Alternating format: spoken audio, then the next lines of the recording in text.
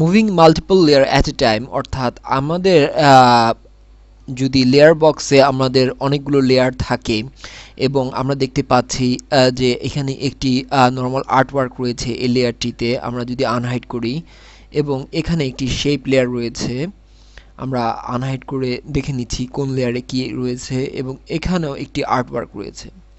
আমরা যদি চাই যে আমাদের লেয়ার টু সিলেক্ট থাকা অবস্থায় যদি আমরা যখন মুভ করাবো আমাদের এই তিনটি লেয়ার একসাথে মুভ হবে, যেহেতু এটি একটি আর্টওয়ার্ক কম্বিনেশন অর্থাৎ আমি একটি লেয়ারকে মুভ করালে অপর লেয়ারগুলো মুভ হবে। সেই ক্ষেত্রে কি করা যায়, যেমন আমার এই লেয়ারটি সিলেক্ট থাকা অবস্থায় আমি যদি এটিকে মুভ করাই তাহলে এখানে এই লেয়ারটি মুভ হচ্ছে, কিন্তু এই লেয়ারটি এই আর্টওয়ার্কের একটি অংশ। অর্থাৎ আমরা যদি চাই যে একসাথে দুটো লেয়ার মুভ করাতে, যেমন আমি শেপ লেয়ারের সাথে এখন এই লেয়ারটিকে লিঙ্ক করে দিয়েছি, অর্থাৎ লেয়ার 2 আমার সিলেক্টেড অবস্থায় আছে কিন্তু লিঙ্ক হিসেবে শেপ 1 আছে। তো এই অবস্থায় আমি মুভ করালে আমার দুটি লেয়ার একসাথে মুভ হচ্ছে। আর আমি সেমভাবে আমি যত খুশি ইচ্ছা আমার মেইন লেয়ারের সাথে লিঙ্ক করে দিতে পারি।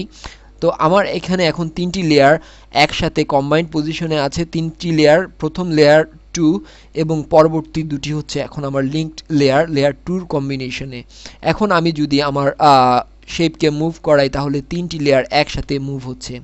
এভাবে আমরা লেয়ারকে লিঙ্কড করে কাজ করতে পারি, অর্থাৎ আমাদের যখন একটি লেয়ার অপর একটি লেয়ারের কম্বিনেশনে আর্টওয়ার্ক তৈরি করবে এবং আমি চাইবো যখন এডিট করব তখন একটি লেয়ারের মুভমেন্টে অপর একটি লেয়ার মুভ হবে, সেক্ষেত্রে আমাদের এভাবে লেয়ার লিঙ্কড করে কাজ করতে হবে এবং এটি খুবই একটি উপকারী ব্যাপার যা লিঙ্কিং পজিশনে এসে কাজ করানো যায় এবং মাল্টিপল লেয়ারকে একসাথে মুভ করা যায় এবং ইচ্ছে করলে আমরা এই লিঙ্কিং পজিশনে একসাথে এদেরকে রোটেট এবং স্কেলিংও করে নিতে পারি। যেমন আমি যদি এই অবস্থায় কন্ট্রোল টি প্রেস করি তাহলে আমরা এদেরকে একসাথে অ্যাট এ টাইম স্কেলিং করে নিতে পারছি।